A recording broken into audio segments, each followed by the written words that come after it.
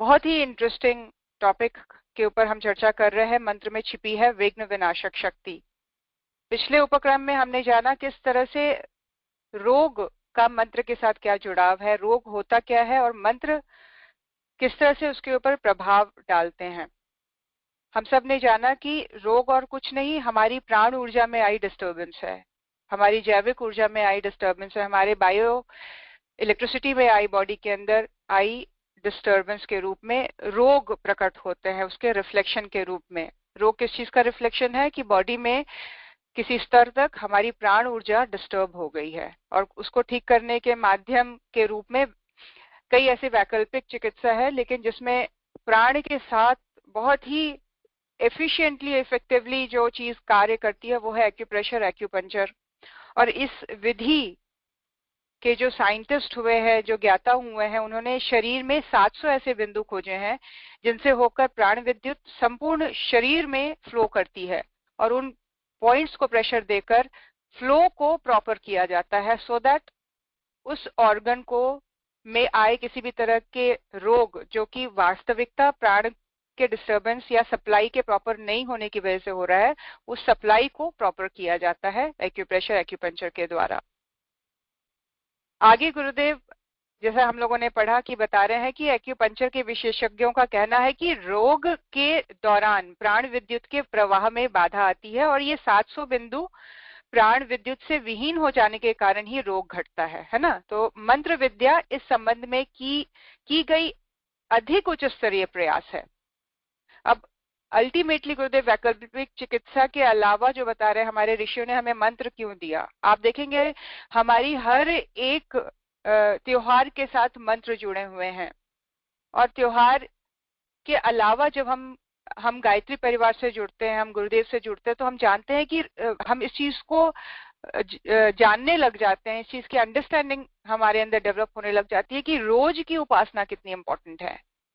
It is same as charging your phone every day, है ना। तो ये मंत्र और प्राण का बहुत ही सघन संबंध है। गुरुदेव बता रहे हैं कि ये जो मंत्र है ये एक उच्च स्तरीय प्रयास है हमारे अंदर के प्राण विद्युत को बढ़ाने का, उसको प्रॉपरली फ्लो करने का, उसका जो फंक्शन है उसको प्रॉपर करने का। तो इस तरह से गुरुदेव कह रहे हैं कि मंत्र के माध्यम से एक दो चीजें हो रही हैं। एक और जहां प्राण विद्युत के चक्र में आने वाली बाधाओं का निराकरण होता है, तो दूसरी ओर साधक को ब्रह्मांडीय ऊर्जा का एक बहुत बड़ा अंश मिलने लग जाता है ना। एक तरफ करेक्शन प्रोसेस और एक तरफ सप्लाई होने का प्रोसेस, दो प्रोसेसेस मंत्र उच्चारण के साथ, मंत्र जप के साथ इसका संबंध है। तो ये कितना रिफाइंड और कितना हाई क्लास अगर देखा जाए तो साइंस है। इसको अगर कोई इंग्लिश टर्म दे दिया जाता तो शायद आज हमारे बच्चे भी इस चीज को बहुत सीरियसली लेके चलते, लेकिन हम जिम्मेदारी हमारी है कि हम उनके सामने इस चीज को किस तरह से रखते हैं कि ये इसके पीछे का साइंस समझो। उनको ये मत बोलिए कि तुम जप करो, उनको ये मत बोलिए कि तुम पूजा कर लो, उनको ये समझाइए कि तुम अपने अंदर की बॉडी के प्राण ऊर्जा को रिचार्ज करके आओ जाओ 5 मिनट। 108 बार जब तुम बोलोगे तो तुम्हारी जो प्राण ऊर्जा है, तुम्हारा जो अंदर बायो इलेक्ट्रिसिटी बह रही है, उसमें किसी भी तरह की कोई प्रॉब्लम आई है, डिस्टर्बेंस आई है, तो उसको रेक्टिफाई करके आ जाओ। क्योंकि इसी प्राण ऊर्जा के मंत्र जप के प्रोसेस के माध्यम से तुम दो चीजें करते हो अपने अंदर। एक प्रॉब्लम को रेक्टिफाई करते हो, दूसरा फ्रेश ऊर्जा को अपने अंदर इनवाइट करते हो। तो इस तरह से जब हम बच्चों को, आने वाली जनरेशन को कॉलेजेस में, ऑफिस में हम अपने कुलीग्स को समझाते हैं, जहाँ पे लोग लॉजिकल होने की बात करते हैं, साइंटिफिक होने की बात करते हैं, तो इस तरह से इस चीज को बताया जा सकता है। आगे के क्रम में गुरुदेव बता रहे हैं, जैसा कि ये पूरा चैप्टर है, हमारे शरीर में स्थित 9 प्रकार की जो व्याधियां हैं, रुकावटें हैं। एक बार फिर से बता दूं, 9 तरह की रुकावट ह्यूमन लाइफ में, ह्यूमन जर्नी में किस तरह से आती हैं। एक को व्याधि जिसमें शरीर और मन में किसी तरह का रोग पनप गया हो। स्त्रायन यानी कि काम न करने की प्रवृत्ति का जागरण हो गया हो, मतलब इनएक्टिव रहना। संशय यानी कि अपने और दूसरों के ऊपर की क्षमता के ऊपर पूर्ण विश्वास नहीं करना, ना अपने ऊपर विश्वास हो रहा है न सामने वाले के ऊपर। प्रमाद यानी कि किसी एक प्रोजेक्ट को लिया और आधे अधूरे छोड़ के, कोई भी एक काम करते हैं उसको इनकम्प्लीट छोड़ देना, ये प्रमाद कहलाता है। आलस्य यानी कि चित्त और शरीर का भारी रहना हमेशा, ना तो हम कोई प्लानिंग कर पा रहे हैं, ना शरीर को उसके अकॉर्डिंग एक्टिवेट कर पा रहे हैं। तो दोनों ही लेवल पर जहां चित्त भी आ गया और शरीर भी आ गया है, वो आलस्य कहलाता है। छठा है अविरति, यानी विषय वासना में आसक्ति हो गई है ना। सेंसेस को हम सेटिस्फाई करने में ज्यादा अपना समय, अपनी एनर्जी को लगा रहे हैं। भ्रांति दर्शन यानी कि किसी कारण से कारण अपने अनुकूल न मानने की एक कंफ्यूजन वाली स्टेट क्रिएट हो जाती है। कोई भी चीज साफ ना समझ में आ रही है, ना दिखाई दे रही है। भ्रांति दर्शन मतलब एक इल्यूजन वाला स्टेट है, कंफ्यूजन वाला स्टेट है। आठवां है अल्ब्ध भूमिकत्व, यानी कि साधना के दौरान, साधना तो कर रहे हैं, बहुत टाइम हो गया साधना करते करते, लेकिन हमें सक्सेस नहीं मिल रहा है। हमें जिस अचीवमेंट के लिए, हमने जिस उद्देश्य को लेकर इस काम को शुरू किया था, वो रिजल्ट नहीं आ रहे हैं, तो उससे निराशा हो जानी है ना। अनवस्थित्व मतलब साधना में किसी उच्च भूमि में चित्त की स्थिति होने पर वहां न ठहर पाना, है ना। एक स्टेट को हम टच तो कर पाते हैं, देख पाते हैं, थोड़ी देर के लिए एक्सपीरियंस कर पाते हैं, लेकिन वहां स्टे नहीं कर पाते हैं। वहां उस भावना में हम अपने आप को लंबे समय तक रोक नहीं पाते। तो ये जो है मेजर 9 हमारे ह्यूमन लाइफ के ऑब्स्टिकल्स हैं। और ये सारी चीजें, गुरुदेव सबसे बड़ी बात जो बता रहे हैं वो ये है कि मंत्र में वो शक्ति है कि ये सारी रुकावटों को वो बहुत ही बढ़िया तरीके से ओवरकम करने में की क्षमता बढ़ाता है ह्यूमन लाइफ में। एक हमने पढ़ा रोग, आज दूसरा, मेरे ख्याल से दूसरे में हम शॉर्ट में गुरुदेव ने दिया है, तो सारे 8 के 8 हम कवर कर जाएंगे। बहुत ही गहराई से समझने का प्रयास करें। मंत्र जब हमारे ऋषियों ने क्यों दिया है, उपासना का एक बहुत ही इंपॉर्टेंट उपक्रम गुरुदेव ने हम सबको अपने लाइफ में जोड़ने में के लिए क्यों कहा है। उसके फॉर्म्स डिफरेंट हो सकते हैं। आपको माला लेके जप करना अच्छा नहीं लगता है, तो ऑल्टरनेट बहुत सारी चीजें हैं जिससे आप मंत्र की शक्ति के साथ जुड़ सकते हैं। इसकी डिस्कशन हम बाद में करेंगे। आगे गुरुदेव बता रहे हैं दूसरा विक्षेप, ये ऑब्स्टिकल है अकर्मण्यता। गुरुदेव कह रहे हैं दरअसल अकर्मण्यता तभी आती है जब हम में ऊर्जा का तल बहुत निम्न हो जाता है। अकर्मण्यता यानी कि काम न करने की प्रवृत्ति का जागरण। काम ना करना मतलब ये है मन के साथ जुड़ी हुई चीज। फिजिकली या कोई प्रॉब्लम नहीं है, कहीं कोई कमी नहीं है, एजुकेशन में भी कोई कमी नहीं रह गई है, लेकिन मन ही नहीं कर रहा है कि उस दिशा की ओर कुछ प्रयास किए जाए, आगे बढ़ा जाए। तो ये गुरुदेव क्या बता रहे हैं, एक बहुत बड़ी रुकावट है। और ये तभी आती है जब हमारे अंदर एनर्जी का जो लेवल है बहुत निम्न हो गया है, बहुत कम हो गया है ना। ऊर्जा का तल निम्न हो जाता है। ऐसी स्थिति में हम स्वयं को निर्जीव या शिथिल अनुभव करने लग जाते हैं। अब ऐसी में अकर्मण्यता की स्थिति में क्या होता है कि मैं कुछ नहीं कर सकती, कुछ भी करना मेरे लिए पॉसिबल ही नहीं है ना। या वो हर बात पर ऐसी मनस्थिति आएगी कि बिना सपोर्ट के ना वो प्लान कर सकेगा, ना ही एग्जीक्यूट कर सकेगा। तो अकर्मण्यता, ऊर्जा का लेवल बहुत निम्न हो गया है। और इसके बहुत सारे रीजंस हो सकते हैं। इसके फिजिकल बॉडी के लेवल पर स्वस्थ ना होना भी हो सकता है ना। मन के लेवल पर निराशा से भरा हुआ होना भी हो सकता है ना। तो बहुत सारे रीजंस हो सकते हैं कि अकर्मण्यता बन जाती है जीवन में। गुरुदेव कह रहे हैं ऐसी स्थिति में मंत्र जप के माध्यम से ब्रह्मांडीय ऊर्जा प्रवाह को ग्रहण धारण करके उस ऊर्जा के तल को ऊंचा उठाया और जगाया जा सकता है, और अकर्मण्यता को उत्साह में बदला जा सकता है। फिर से बहुत डीपली गुरुदेव हर एक एस्पेक्ट को, जितनी भी ऑब्स्टिकल्स हैं, जितने भी विघ्न बाधाएं हैं, उसको प्राण ऊर्जा के साथ जोड़ रहे हैं गुरुदेव, कि हर एक चीज का जो रूट कॉज है वो है हमारे अंदर प्राण के लेवल पर आई कमी, डिस्टर्बेंस, ब्लॉकेजेस, जो कि मंत्र के द्वारा फुलफिल की जा सकती है, उसको रिकवर किया जा सकता है, उसको फिर से रेक्टिफाई किया जा सकता है। तो गुरुदेव कह रहे हैं कि ब्रह्मांडीय ऊर्जा को ग्रहण करने के भाव से किया हुआ मंत्र जप, या मंत्र जप का ऑटोमेटिक जो इफेक्ट होता है वो यही होता है कि आप एकदम से ब्रह्मांडीय ऊर्जा से जुड़ जाते हैं। अब फर्ज करिए, इमेजिन करिए कि आपने हाथ में माला ली, आप जप करने के पोस्चर में बैठ गए हो और एक नीली धारा के साथ आपका ब्रह्म कमल, आपका सहस्त्रार दल कनेक्ट हो गया, जो कि आपको विजुअलाइज करने की बात है। एक्चुअली ये हो रहा है, जस्ट दैट हमें दिख नहीं रहा या अनुभव में नहीं आ रहा है। लेकिन इसकी अनुभूति अगर आप गहराएंगे, क्योंकि ये बात गुरुदेव कह रहे हैं, क्योंकि ये बात इस विज्ञान के सबसे बड़े प्रवक्ता कह रहे हैं, सबसे बड़े स्कॉलर इस एरा के इस बात को बता रहे हैं कि जब करने का मतलब है you are connected to that energy, ब्रह्मांडीय ऊर्जा, है ना, यूनिवर्सल पावर के साथ जुड़ने का क्रम शुरू हो गया। दैट इज कॉल्ड जप, मंत्र जप। तो मंत्र जप के समय 1 सेकंड के लिए भावना अगर की जाए तो उसकी वाइब्रेशन, उसकी झंझनाहट आप एकदम से आप अपने बॉडी में फील करेंगे। आप एकदम से, आपको लगेगा कि माथे के बीचों बीच कुछ सेंसेशन होनी शुरू हो जा रही है, और वो आपकी इमेजिनेशन नहीं है, दैट इज द फैक्ट। और उस फैक्ट के साथ जब हम अपनी भावना को, जब अपने विजुअलाइजेशन को जोड़ देते हैं, तो उस चीज को हम एक्सपीरियंस करने लग जाते हैं, है ना।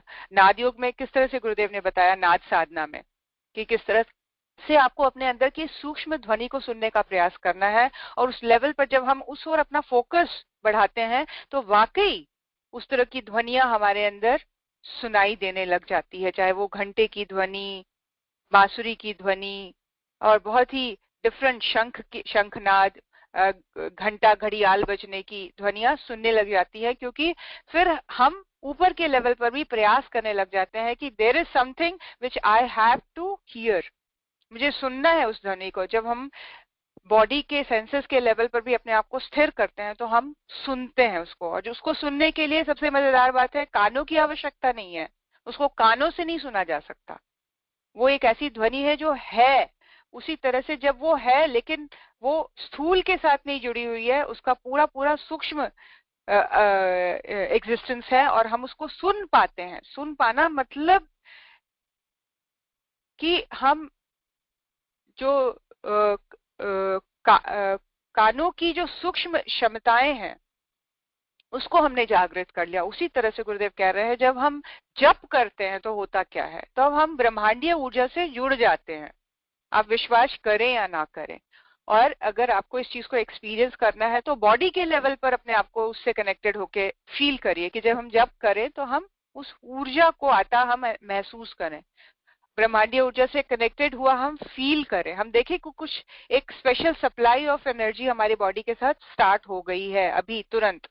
और उसके साथ अगर हम ये भावना कर लें कि बॉडी का कोई भी पार्ट रुग्ण है, मन की कोई भी दशा अगर डगमगाई हुई है, विश्वास हिला हुआ है, निराशा छाई हुई है, तो हम उसी जप के दौरान उसको हम रेक्टिफाई करना शुरू कर दें, उसको ठीक करना शुरू कर दे, उसको प्राण के लेवल पर उन चक्रों को सही करना शुरू कर दे, तो हम एकदम से इस चीज को एक्सपीरियंस कर लेंगे कि वाकई जप एक बहुत ही सशक्त और पावरफुल माध्यम है ब्रह्मांडीय ऊर्जा को अपने तक लाने का। तीसरा विक्षेप गुरुदेव संशय बता रहे हैं। संशय, जिसमें गुरुदेव ने बताया कि साधना की प्रक्रिया व परिणाम तथा स्वयं की क्षमता पर संदेह होना। यहाँ पर जो एक पर्सपेक्टिव लिया गया है वो साधक का लिया गया है, इसीलिए साधना से रिलेटेड बात की जा रही है। हम किसी भी फील्ड पे आई निराशा को लेकर बात कर सकते हैं, या वर्ल्डली अचीवमेंट को लेकर, रिलेशंस को लेकर, अपने सामाजिक परिस्थितियों को लेकर, राष्ट्रीय परिस्थितियों को लेकर हम देख सकते हैं कहीं भी कुछ निराशा दिखती है तो गुरुदेव आगे बता रहे वो संशय कहलाती है। निश्चिंतता, दृढ़ता के विरुद्ध है संशय। निश्चिंत रहना, कंटेंट हो जाना, सेटिस्फाइड हो जाना, और दृढ़ता अपने अंदर, ठहराव आ जाना, संकल्पित हो जाना, दृढ़ हो जाना किसी एक विश्वास को लेकर, इसके अगेंस्ट चलता है संशय। इससे मानसिक ऊर्जा कई भागों में बट जाती है। जो साधक मंत्र का प्रयोग करते हैं उनके अंतःकरण में संशय का कोई स्थान ही नहीं रहता, है ना। तो हम अपने आप को चेक कर सकते हैं, दीज आर चेक पॉइंट्स, कि मेरी साधना सही चल रही है कि नहीं, मेरे अंदर का संशय कितना कम होता चला जा रहा है, मेरे अंदर दृढ़ता कितनी बढ़ती चली जा रही है। ये सारे चेक पॉइंट्स हैं जहां हम एक्चुअली देख सकते हैं कि वाकई जो मेरे अंदर की प्राण ऊर्जा है उसका लेवल बढ़ा है, वो रेक्टिफाई होके ऑपरेट कर रहा है मेरी बॉडी में या नहीं, और उस हिसाब से हम अपने मंत्र जप के प्रोसेस को डिक्रीज इंक्रीज कर सकते हैं। वैसे तो डिक्रीज करने का कोई रीजन नहीं होना चाहिए, प्राण ऊर्जा तो जितनी बढ़ती चले जाए, है ना। तो इस तरह से हम अपने आप को देख सकते हैं कि गुरुदेव कह रहे हैं कि जो साधक मंत्र का प्रयोग करते हैं उनके अंदर संशय का कोई स्थान नहीं रहता है, शक का, निराशा का, संदेह का कोई स्थान नहीं रहता है। चौथी रुकावट गुरुदेव ने प्रमाद बताया। प्रमाद हमेशा मन का होता है, ऐसी स्थिति में, ऐसी अवस्था में जिसमें कि मन सम्मोहित जैसा रहता है। इसे मन की मूर्छा भी कह सकते हैं। होश गवाया हुआ मन हमेशा ही प्रमादी होता है। अर्थ चिंतन करते हुए किया गया मंत्र जप मन को होश में लाने का सर्वोत्तम उपाय है। अब प्रमाद क्या बता रहे हैं गुरुदेव? मन के लेवल पर काम करने वाली चीज है ये, प्रमादी मन, है ना।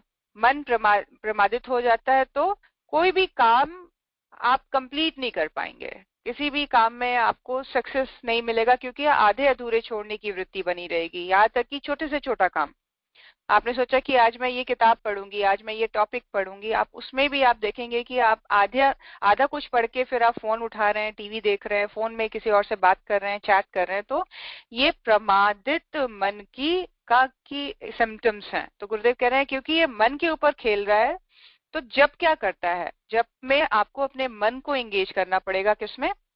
अर्थ चिंतन में, है ना।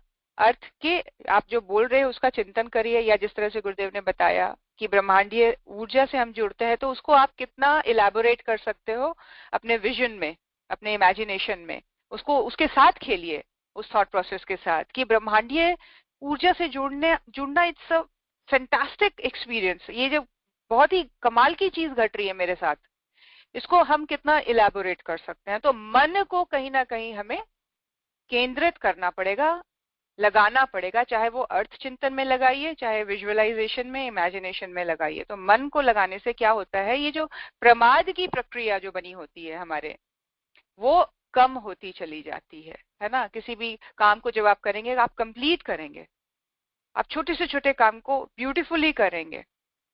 आप किचन में काम करते हैं पूर्ण सफाई के साथ और पूरी मतलब आपके काम में एक कंप्लीटनेस दिखाई देगी। तो वो सारी चीजें गुरुदेव कह रहे हैं अगर नहीं है तो होश पूर्वक जप करिए, मत खोइए किसी थॉट प्रोसेस में, है ना। खोना नहीं है आपको, मतलब एफर्टफुली उस चीज को क्रिएट करना है अपने लिए। तो जो मन का प्रमाद में जाने की वृत्ति है, हमेशा जाके उस प्रमाद वाली स्थिति में बैठ जाओ, कंफर्ट जोन में घुस जाना, वो चीज ब्रेक होती चली जाएगी। गुरुदेव कह रहे हैं यदि मंत्र का जप मंत्र की भावना के साथ किया जा रहा है तो फिर मन के प्रमादी होने की गुंजाइश मिट जाती है। हाँ, यदि मंत्र के साथ उसकी भावना जुड़ी हुई ना हो तो फिर यह केवल एक अचेतन क्रिया भर रह जाती है और प्रमाद का सिलसिला चलता ही रहता है। इसीलिए हमें जप हमारे लिए पावरफुल नहीं हो पाता है, जब हमारे लिए कोई सार्थक एक अस्त्र की तरह काम नहीं कर पा रहा है जीवन में। क्यों? क्योंकि वो हमारे अचेतन मन का पार्ट हो गया है, उसकी हैबिट इतनी ज्यादा हो गई है कि उसको हम करते करते बहुत सारी चीजें और भी करने लग जाते हैं, हम भूल ही जाते हैं कि वो मंत्र तो चल रहा है, वो ब्रेक नहीं हुआ है, माला नहीं रुकी है, लेकिन पैरेलली जो हम भावनात्मक स्तर पर जो हमें जुड़ना चाहिए था वो वहां ना जुड़कर कहीं और जुड़े हुए हैं, और वो इमोशनली हम बहुत ही बिखरे हुए सी स्थिति में जप करते हैं, तो वो हमारे प्रमाद को और बढ़ा देगा। गुरुदेव कह रहे हैं यहाँ प्रमाद को घटाने की बात होनी चाहिए मंत्र जप के साथ। अगर मंत्र जप में सार्थकता और आपकी भावना जुड़ गई है तो आपका मन का जो प्रमाद करने की वृत्ति है वो बिल्कुल खत्म होती चली जाएगी। अगला बता रहे हैं गुरुदेव ऑब्स्टिकल आलस्य। गुरुदेव कह रहे हैं इस आलस्य का केवल इतना भर मतलब है कि हमने अपने जीवन के प्रति उत्साह खो दिया है। बच्चे कभी आलसी नहीं होते हैं, वे हमेशा ऊर्जा से भरे रहते हैं, यहाँ तक कि उन्हें सोने के लिए मजबूर करना पड़ता है। इतना सुंदर एग्जाम्पल बता रहे हैं गुरुदेव। गुरुदेव ये कह रहे हैं कि आलसी होने का जो रूट कॉज है वो है हमने अपने लाइफ से रिलेटेड इंटरेस्ट को खो दिया है। हम कभी मूवी देखते हुए आलसी होते हैं? हम पूरे अलर्टनेस के साथ आंखें फाड़कर पूरे अंधेरे हॉल में मूवी को देखते हैं, हंसाने के टाइम पूरा हंसते हैं, इमोशनल सीन में रोने भी लग जाते हैं। कोई ऐसा सीन आया उसमें गुस्सा भी चढ़ जाता है विलन को देखकर, तो क्या है, इंटरेस्ट, मजा आ रहा है, तो उसमें आलस नहीं आएगा, उसमें बोरियत नहीं होगी। तो गुरुदेव कह रहे हैं आलस का एकमात्र रीजन है कि हमने अपने लाइफ में इंटरेस्ट को खो दिया है, हमने अपने जीवन में के प्रति ही उत्साह खो दिया है। अब बच्चे का एग्जाम्पल कितना अच्छा है कि उसमें इतना हमेशा ही ऊर्जा बना रहता है, उसको हर चीज नया दिखता है, हर चीज में उसको एक इंजॉयमेंट है, एक हंसी है, छोटी छोटी चीजों को वो इंजॉय करता है। सोने के लिए उसको मजबूर करना पड़ता है माँ को। और यदि हमें अपना खोया हुआ उत्साह फिर से पाना है, गुरुदेव कह रहे हैं, तो मंत्र के माध्यम से मन की धूली हटानी होगी, तन में फिर से प्राण विद्युत का प्रबल संचार करना होगा। मंत्र जप यदि ठीक गति से हो रहा है तो सब कुछ सहज ही होने लग जाता है। मंत्र साधक को अपनी साधना से एक नया साहस, एक नया विश्वास उपलब्ध कराता है, उसमें यह अनुभूति जगाता है कि वह भी कुछ कर सकता है, उसके अंदर सेंस ऑफ अचीवमेंट आनी शुरू हो जाती है, उसके अंदर अपने क्षमताओं के ऊपर विश्वास होना शुरू हो जाता है, वो ग्रैटिट्यूड फील करता है, वो सबको धन्यवाद बोलने लग जाता है। तो ये सारी चीजें क्या है, प्राण का करेक्ट हो जाना, प्राण का शुद्ध होने लग जाना, प्योर होने लग जाना, और उस लेवल पर हमारे थॉट्स भी बेस्ड है। कितनी गहराई के साथ मन का और प्राण का जुड़ाव है, जो हम लोग सबने मनोमय कोश में पढ़ा था। मन और प्राण, प्राणमय कोश, मनोमय कोश एक दूसरे एक ही सिक्के के दो पहलू हैं।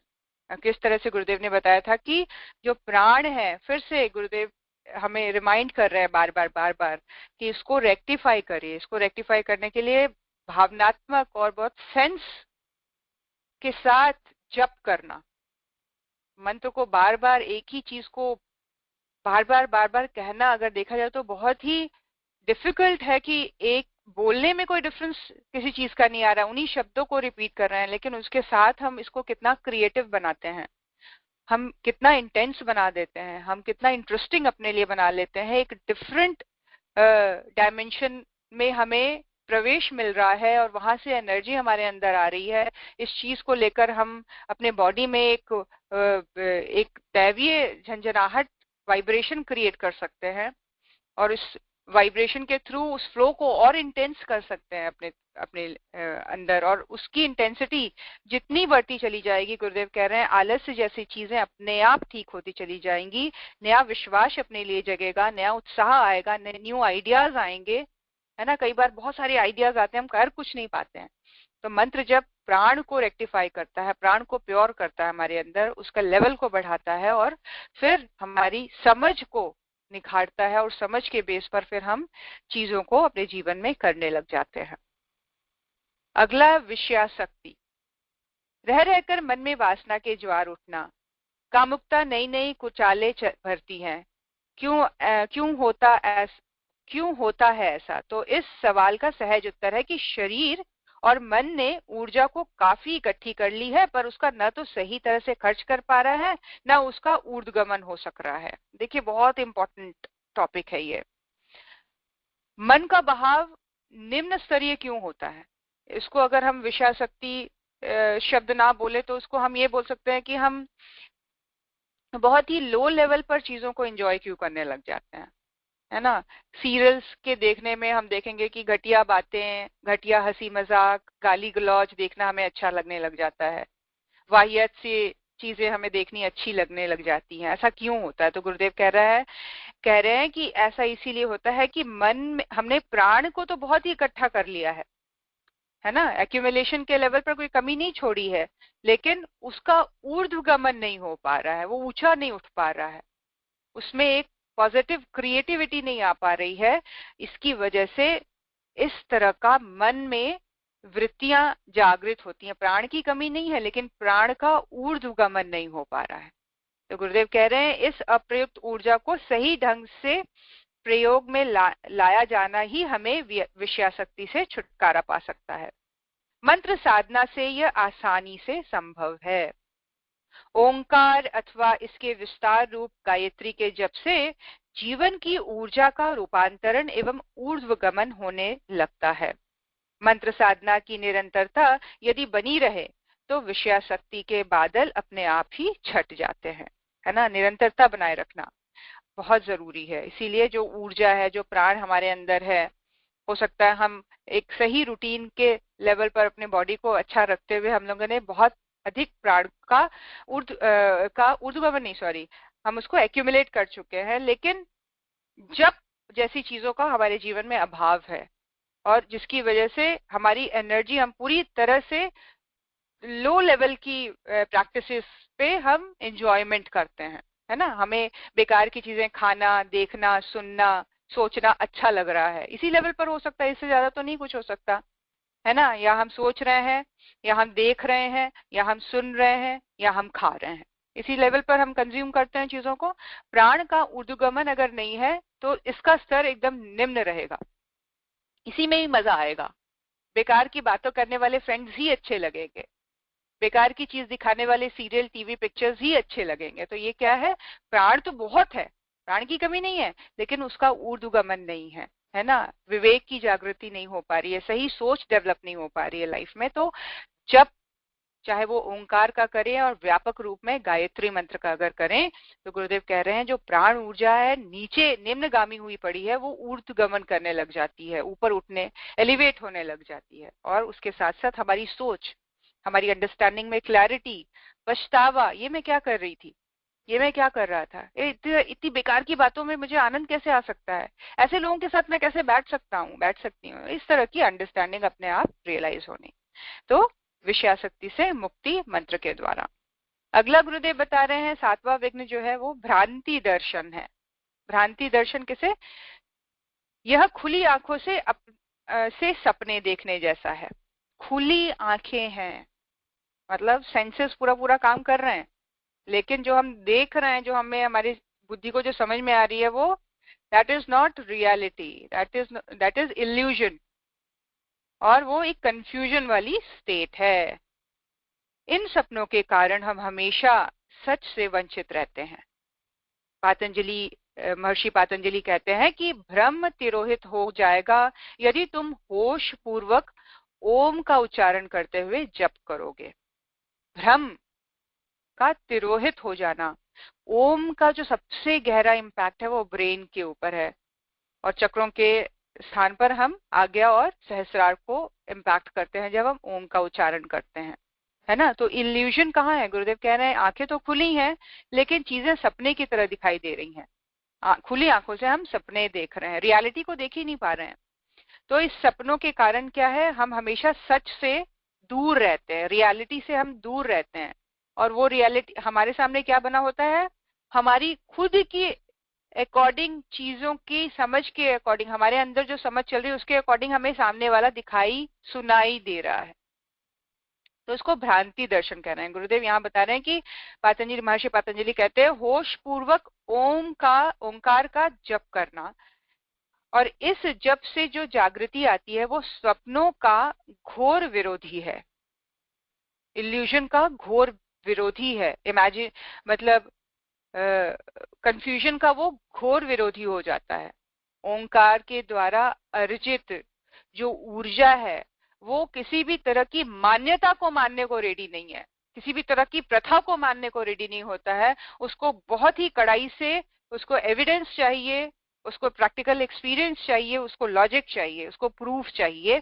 ये होता है ओंकार के जप का आफ्टर इफेक्ट, है ना। इसमें सपनों जैसी कोई बात को मानने वाली, कोई बात को, प्रथा जैसी किसी बात को मानने को साधक वो तैयार नहीं रहता, वो सपनों का विरोधी हो जाता है। भ्रांति वाली स्थिति मिट जाती है, क्लैरिटी वाली चीजें आ जाती हैं, और वो भी क्लैरिटी तब जब आपने इसको एक्सपीरियंस के बेस पर चीजों को एक्सेप्ट करने लग जाने की वृत्ति का जागरण। गुरुदेव कह रहे हैं सपना हमेशा खोया हुआ आदमी ही देखता है, सोया हुआ और खोया हुआ आदमी है ना। सपने में वो लोग अपना समय बिताएंगे जो खोए हुए हैं और जो सोए हुए हैं, दो ही व्यक्ति सपने देख सकता है। जागृत व्यक्ति को भ्रांतियां नहीं सताती। मंत्र साधना में ऐसी अनूठी शक्ति है जो जागृति को पनपा देती है, पनपती है। जागृति साधक के अंदर पनपती है मंत्र साधना के, और स्पेशली महर्षि पतंजलि ने कहा है ओंकार का जप। ओंकार का जप हमें सेंस ऑफ क्लैरिटी देता है, सत्य से जोड़ता है, सच्चाई को दिखलाता है और समझाता है। और वो क्लैरिटी जितनी बढ़ती चली जाएगी उतने ही हम बहुत सारी चीजों से, जहां मोह होता है, जहां माया होती है, जहां दुख है, वो सारी चीजें गल गल कर निकल जाती हैं, बिल्कुल पिघल के। जैसे गर्म चीज के ऊपर आप घी को नहीं टिका सकते, घी गल ही जाएगा, पूरी तरह से टिका नहीं रह सकता। इसीलिए वो गर्माहट आ जाती है जप के माध्यम से, और इस तरह की इल्यूजन क्रिएट करने वाली, कंफ्यूजन क्रिएट करने वाली स्टेट ऑफ माइंड को वो बिल्कुल गला कर दूर भगा देता है। अगली दुर्बलता का नाम गुरुदेव बता रहे हैं, अगले ऑब्स्टिकल का नाम दुर्बलता है। ये 8वां विक्षेप है।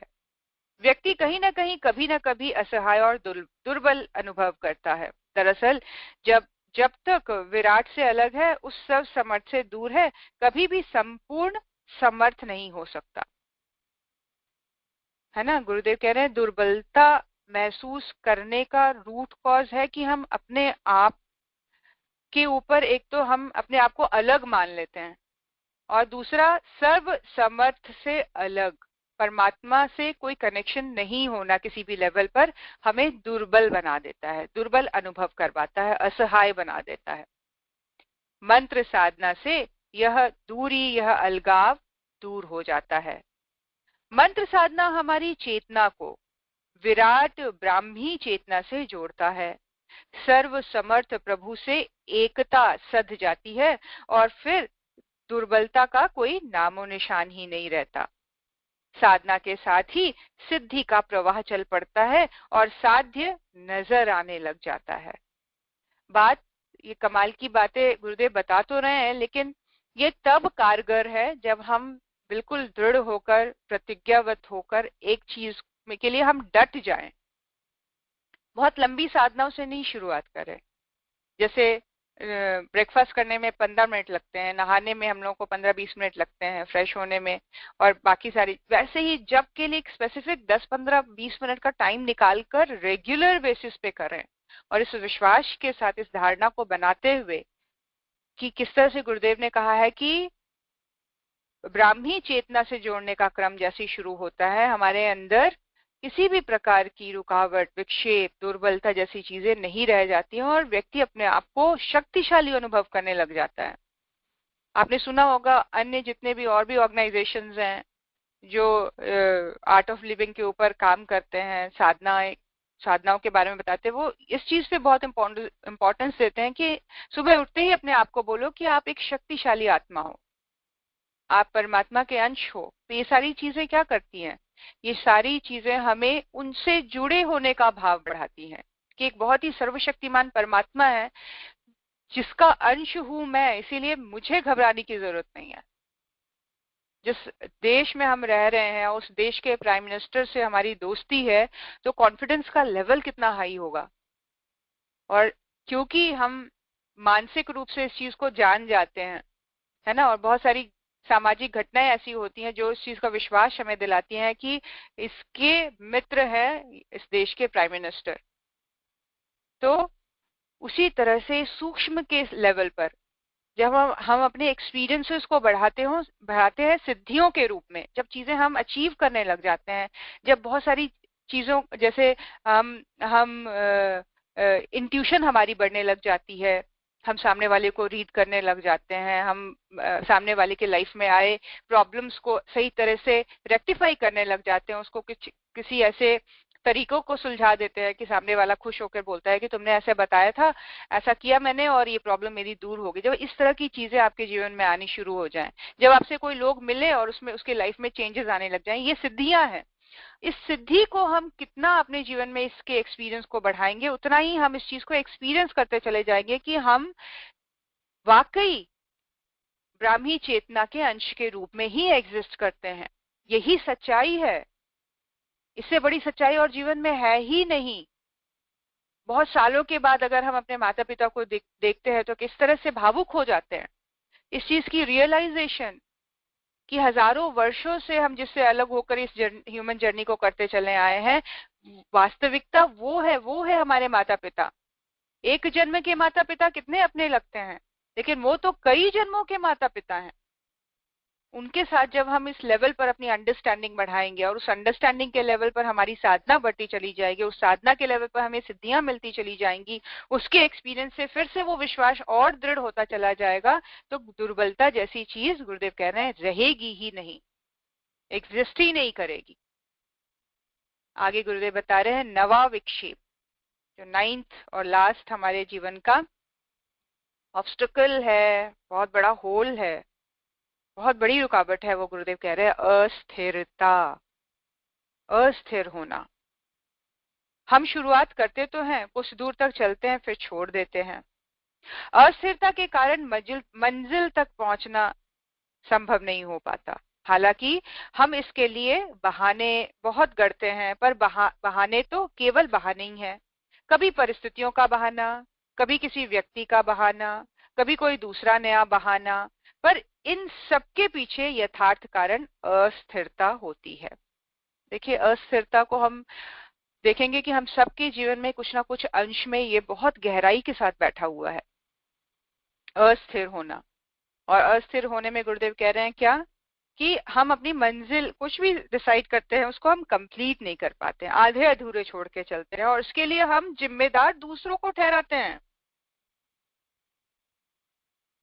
दूसरों को हम ब्लेम करते हैं, और बहुत इजीली मतलब अपनी सारी टेंशन उसके ऊपर रिस्पॉन्सिबल करके हम अपने आप को बिल्कुल फ्री कर देते हैं और अपना ईगो बढ़ाकर बैठ जाते हैं कि ये तुम्हारी वजह से हुआ, इसके कारण तुम, इसके कारण तुम, ये सारी प्रॉब्लम ही इसकी वजह से आई है, ये ऐसा नहीं कहती, ऐसा नहीं करती, ऐसा नहीं बोलती तो नहीं होता, ऐसा बोल के हम अपने आप को पतली गली से निकाल देते हैं। लेकिन भगवान की सृष्टि में ये सब काम नहीं करता। गुरुदेव कह रहे हैं इसका रूट क्या है, दुर्बलता है, अस्थिरता है, जिसको तुम्हें हटाना ही पड़ेगा। कई ऐसे बच्चों से सुनने में मिलता है, बात करते हुए पर्सनली जब आप बात कर, तो बच्चे बोलते हैं ये चीज तो हमें डीएनए में मिली है। आप विश्वास करिए, आपने ये पंक्ति बोली और आप आजीवन उस प्रॉब्लम के साथ जुड़ गए, फिर सोल्यूशन का कोई सिर पैर ही नहीं है, वो पॉसिबल ही नहीं है, एंड यू आर डेड। क्योंकि आपने अपने जीवन में आई जिम्मेदारी को दूसरों के ऊपर इस कदर छोड़ दिया, उस लेवल पर लाके डाल दिया जहां से उसको रेक्टिफाई करना ही पॉसिबल नहीं है। तो गुरुदेव कह रहे हैं अस्थिरता, ये अस्थिरता के कारण होती है कि जहां हम चीजों को दूसरों के ऊपर डाल देते हैं, हम वो बहादुरी के साथ नहीं खड़े होते हैं, हम उस रिस्पॉन्सिबिलिटी के साथ नहीं खड़े होते हैं जहां पर हम कहते हैं इसके लिए हम रिस्पॉन्सिबल हैं, इसके लिए मैं जिम्मेदार हूं, इसके ऊपर मुझे खुद काम करना होगा। तो गुरुदेव यहाँ बता रहे हैं हालांकि हम इसके लिए बहाने तो बहुत गढ़ते हैं, पर इसके पीछे जो रूट कॉज है वो है अस्थिरता। मंत्र का जप यदि दृढ़ता पूर्वक होता रहे तो यह अस्थिरता स्वयं अस्थिर होने लग जाती है और साधक का चित्त हमेशा के लिए इससे मुक्त हो जाता है। दृढ़ता से एक चीज को पकड़कर लेकर चलना।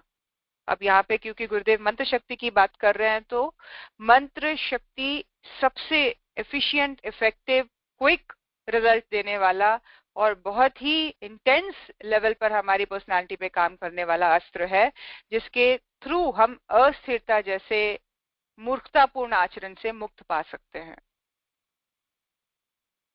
गुरुदेव कह रहे हैं कि मंत्र जप का यदि दृढ़ता पूर्वक, कुछ हो जाए मेरी 5 माला रोज की नहीं छूटनी चाहिए, ये दृढ़ता अगर आ जाए, तो गुरुदेव कह रहे हैं जो मन में जो हैबिट्स इस तरह की अस्थिर होने की जो बनी हुई है, वो अपने आप ब्रेक होती चली जाएगी और चित्त हमेशा के लिए इससे मुक्त हो जाएगा। महर्षि पातंजलि के इन अनुभूत वचनों की व्याख्या में ब्रह्मर्षि परम पूज्य गुरुदेव कहते हैं कि सभी मंत्रों का मूल ओंकार है, इसी का विस्तार गायत्री मंत्र है ना। ओंकार को और इलेबोरेट किया जब ऋषियों ने, तो निकल के आया महामंत्र गायत्री मंत्र। इसकी कृपा से सब कुछ अनायास हो जाता है। बहुत इंपॉर्टेंट लाइन है।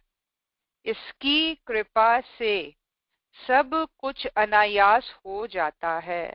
अचानक ही सारी चीजें अपने आप सेटल होने लग जाती हैं, ठीक होने लग जाती हैं। बस इसकी साधना में निरंतरता बनी रहनी चाहिए, है ना। इसकी साधना कभी भी ब्रेक ना हो, निरंतरता बनाए रखे। सबसे पहले सुबह उठ के तो ये काम कर लेना है, उसके बाद दूसरे सारे काम होते रहेंगे, कोई काम नहीं रुकता है, बाकी देखेंगे। यही सारी चीजों को पकड़ के चलना होता है जीवन में, जहाँ उपासना है, साधना है। बाकी सारी चीजें ऑटोमेटिकली, कभी भी खाना खाना छूटेगा ही नहीं, नहाना नहीं छूटेगा, कभी भी टीवी देखना छूटेगा ही नहीं, फोन उठाना छूटेगा ही नहीं कि कभी भूल गए भाई फोन नहीं किया, कभी भूल गए व्हाट्सएप देखा ही नहीं, कभी ऐसा होता है नहीं। लेकिन उपासना साधना जैसी चीजों में दृढ़ता लानी पड़ती है, अपने मन को बांध लेना पड़ता है, बाकी सारी चीजों को नीचे कर देना पड़ता है प्रायोरिटी लिस्ट में। तब गुरुदेव कह रहे हैं वो वृत्ति का जागरण होगा जहां अस्थिरता जैसी चीजें अपने आप धुलती और चित्त से व्यक्ति मुक्त होता चला जाएगा। निरंतरता बनी रहे, निश्चित संख्या, निश्चित समय और निश्चित स्थान, इन तीन अनुशासन को मानकर जो 3 पदों वाली गायत्री का जप करता है, उसकी साधना के विघ्न स्वयं ही नष्ट होते चले जाते हैं।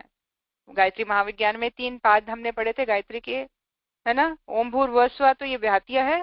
3 पाद कौन कौन से? तत्सवितुर्वरेण्यम भर्गो देवस्य धीमहि धियो यो नः प्रचोदयात्। इसका निश्चित संख्या में, भाई इतनी बारी करना। आपने डिसाइड किया है एक माला ही रखिए, आपने डिसाइड किया 3 माला रखिए, आपने डिसाइड किया 5 माला रखिए, आपने डिसाइड किया गुरुदेव के साथ 24 बार ही रखिए, आपने डिसाइड किया गुरुदेव के साथ 100 बार करना है जिसमें आधा घंटा लग जाता है, जैसे हम सुबह के ध्यान के बाद करते हैं गुरुदेव के साथ 108 बार गायत्री मंत्र, तो उसको करना ही करना है। देखिए आपका सुबह ही जप हो जाएगा अगर आप ध्यान में आने लग जाइए। सुबह 5 बजे मैं 3 शरीर का ध्यान गुरुदेव के साथ लगा देती हूँ, उसमें हम लोग पहले आधे घंटे ध्यान करते हैं, फिर आधे घंटे का गुरुदेव के साथ गायत्री मंत्र का जप। तो सुबह सुबह ही 6 बजे आपने सारी उपासना साधना कर ली। साधना तो खैर 24 घंटे की है, उपासना कर ली। और ये बहुत इंपॉर्टेंट है और ये बहुत ही कमाल के तरीके से आपके जीवन में कंटिन्यू रहेगा। एक बार सुबह उठकर आप इसको करने की प्रैक्टिस डेवलप करिए, तो निश्चित संख्या भी मेंटेन रहेगी, निश्चित समय भी मेंटेन रहेगा, और स्थान तो वही जहां आप बैठ के रोज करेंगे। इन चीजों का अनुशासन मेंटेन करते हुए जो 3 पदों वाली गायत्री का जप करता है, उसकी साधना के विघ्न स्वयं ही नष्ट हो जाते हैं। गुरुदेव का कहना था कि गायत्री जप करने वाले को अपने मन की उधेड़-बुन या मानसिक उथल-पुथल पर ध्यान नहीं देना चाहिए। मैं क्या सोच रही हूँ, मन क्या सोच रहा है जब करते हुए, क्या डिस्टर्बेंस हो रही है, नहीं हो रही है, कैसा लग रहा है, बुरा लग रहा है, अच्छा लग रहा है, अच्छे भाव आ रहे हैं, बुरे भाव आ रहे हैं, शक्लें कैसी दिखाई दे रही है, कुछ नहीं, किसी पे भी ध्यान नहीं देना है, होने दो। एकदम देखने के, दृष्टा के भाव से अपने आप को देखना, अपने आप को सुनते हुए दृढ़ रहना। उस दृढ़ता के साथ गुरुदेव कह रहे हैं जब करने वाले को अपने मन की उधेड़ बुन या मानसिक उथल पुथल पर ध्यान नहीं देना चाहिए। क्यों? क्योंकि ये जब अपने आप बहुत तीव्रता के साथ सफाई का उपक्रम शुरू कर देगा और जो चीज गलत है वो सामने बन बन के आने लग जाती है, और ये जितनी आए समझ लीजिए उतनी सफाई हो रही है। समझ लीजिए आपको आनंदित हो जाना चाहिए अपने मन में कि चलो मेरी अंतर चेतना, मेरा सबकॉन्शियस माइंड, मेरी चेतना, मेरी कॉन्शियसनेस इस सारी चीजों से मुक्ति पा रही है। इसीलिए ये सोच, ये विचार, ये थॉट, ये इमेजिनेशन, ये पिक्चर्स, है ना, इस तरह की आकृति सामने आ रही है, ये मेरी पर्सनालिटी से निकल रहे हैं, मैं मुक्त हो रही हूँ। ऐसा देखते हुए ये सारी चीजें मेरे मेमोरी से डिलीट हो रही हैं, मेरे चित्त से मिटती चली जा रही हैं, तभी ऐसा हो रहा है। और उसमें फोकस नहीं करना है, खुश हो जाना है, गुरुदेव और उनकी क्लोजनेस को अपने अंदर फील करना है, और मेरा ये जो प्रोसेस है वो काम कर रहा है, यू नो, कि आप एकदम राइट ट्रैक पे हो। इस चीज को अपने अंदर हमेशा मोटिवेट करते रहना है, घबराना नहीं है, उथल पुथल पे ध्यान नहीं देना है, यहाँ तक कि मन की ओर देखना ही छोड़ देना है। बस जप जप जप, मन की सुने बगैर, जप की अविरामता बनी रहे तो बाकी सब कुछ अनायास होता जाता है। ध्यान किसमें? शब्दों के प्रॉपर उच्चारण के साथ साथ इस विश्वास के साथ कि गुरु के साथ बैठकर उनकी आज्ञा से, उनके बताए हुए मार्ग पर, उनके मार्गदर्शन में, उनकी छत्र छाया में, है ना, उनके पूरे क्या बोलते हैं उसको, सेफ्टी में मैं इस जप के प्रोसेस को कर रही हूँ। मेरा मन क्या कह रहा है, मेरे विचार कैसे आ रहे हैं, क्या सोच रहा है, किस तरह की आकृति दिखाई दे रही है, ये सारे मन के उधेड़ बुन से दूर होकर निरंतरता, दृढ़ता बनाते हुए जप करते रहना चाहिए। तो बाकी सब कुछ अनायास ही प्राप्त होने लग जाएगा, है ना। आपकी दृढ़ता यहाँ पे चाहिए, आपका फर्मनेस चाहिए, आप फर्म रहिए अपने उसमें, है ना, एकदम दृढ़ रहते हुए इस उपक्रम को बढ़ाते जाना है। आगे के क्रम में हम जानेंगे किस तरह से मंत्र जप के द्वारा हम दुख को अपने जीवन में से निकाल सकते हैं। गुरुदेव और भी बहुत सारे डीप एस्पेक्ट्स को छुएंगे, किस तरह से हमारा मन का उपचार कैसे किया जा सकता है जप के माध्यम से, और कैसे ऑटोमेटिकली ये वाली चीजें होती चली जाती हैं। आइए गुरु सत्ता के चरणों में नमन करें, उनसे वो शक्ति, वो सामर्थ्य, वो समझ, वो दृढ़ता मांगे जो इस इतने बड़े साइंटिफिक टूल जो हमें मिला है मंत्र जप का प्रोसेस हम सबके जीवन में सार्थक होता चला जाए, हम प्राणवान होते चले जाए और अपने जीवन को सुखी, समृद्धि और शक्तिशाली बनाते चले जाए। ऐसा मनोभाव मन में दृढ़ करते हुए गुरु सत्ता के चरणों में शत शत नमन। ओम नमोऽस्त्वनन्ताय सहस्रमूर्तये सहस्रपादाक्षिशिरोरुबाहवे सहस्रनाम्ने पुरुषाय शाश्वते सहस्रकोटियुगधारिणे नमः सहस्रकोटियुगधारिणे नमः। ओम श्री गुरुदेवाय नमः। माता भगवती नमः। दादा गुरुदेवाय नमः। परम पूज्य गुरुदेव परम वंदनीय माता जी के चरणों का स्पर्श और उनके दैवीय हाथों से हमारे मस्तक को सहलाते हुए वंदनीय माता जी वो शक्ति, वो सामर्थ्य हमारे अंदर जागृत कर रही हैं जो हमें सही दिशा की ओर, सही मार्ग की ओर, हमारी ऊर्जा को ऊर्ध्वगामी बनाने की ओर ले जा रहा है। आइए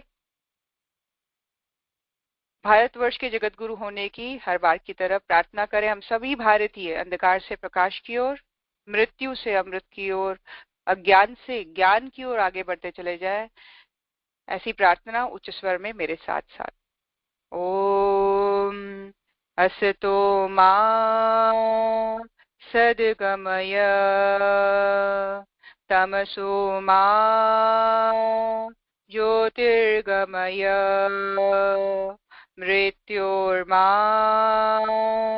अमृतं गमय। ओम शांति शांति शांति सर्वारिष्ट सुशांतिर्भवतु।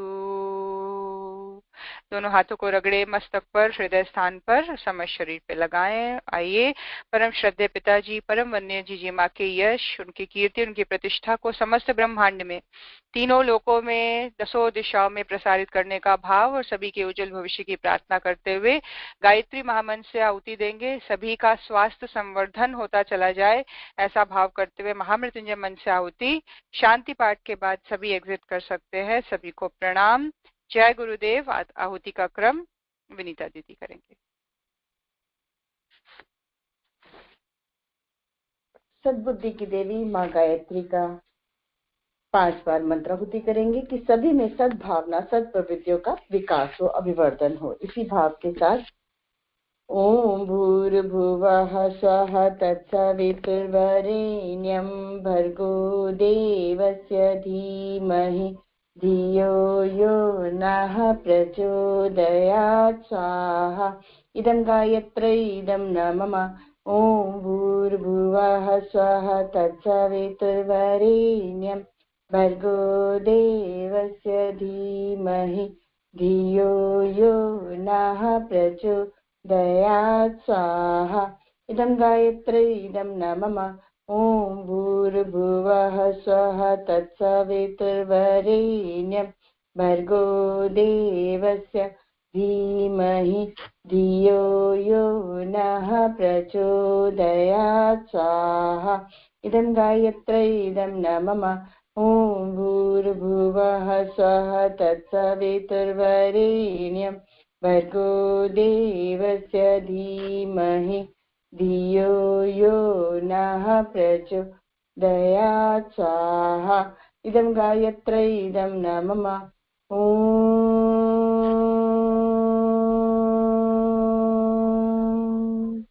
भूर्भुवः स्वः तत्सवितुर्वरेण्यं भर्गो देवस्य धीमहि धियो यो नः प्रचोदयात् स्वाहा। इदं गायत्र्यै इदं न मम।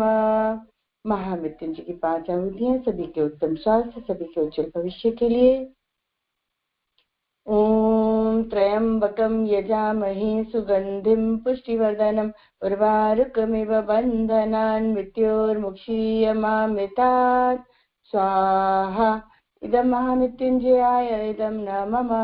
ॐ त्र्यंबकं यजामहे सुगंधिं पुष्टिवर्धनम् उर्वारुकमिव बन्धनान् मृत्योर्मुक्षीयमामृतात् स्वाहा।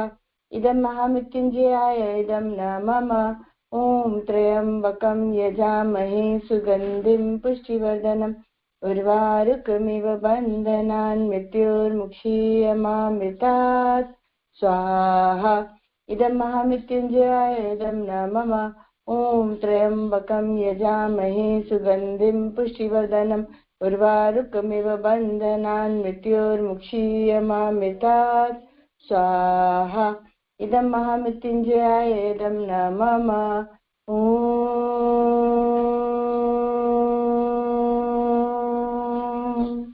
त्र्यंबकं यजामहे सुगंधिं पुष्टिवर्धनम् उर्वारुकमिव बन्धनान् मृत्योर्मुक्षीयमामृतात् स्वाहा।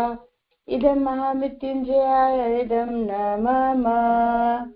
चारों तरफ शांति शांति रहे। सभी के शारीरिक स्वास्थ्य, मानसिक शांति, आत्मिक गरिमा की अभिवृद्धि के लिए शांति पाठ। ओम द्यौ शांति अंतरिक्ष ग्वं शांति पृथिवी शांतिरापः शांति ओषधयः शांति वनस्पतयः शांतिर्विश्वे देवाः शांति ब्रह्म शांतिः सर्वगं शांतिः शांतिरेव शांतिः सामा शांतिरेधि। ओम शांतिः शांतिः शांतिः सर्वारिष्ट शांतिर्भवतु। आज की साधना का समापन यही होता है। सारिका, आज का टॉपिक सारिका बहुत सुंदर था, बहुत अच्छे से एक्सप्लेन किया गया। आगे हमें नेक्स्ट इसके कंटिन्यूटी का इंतजार रहेगा, आगे तुम क्या बताती हो। और अब हम 1:30 बजे ज्योति अवतरण साधना में और 5:40 पर गायत्री चालीसा और 6 बजे नादयोग साधना में हम सब फिर से मिलेंगे। धन्यवाद।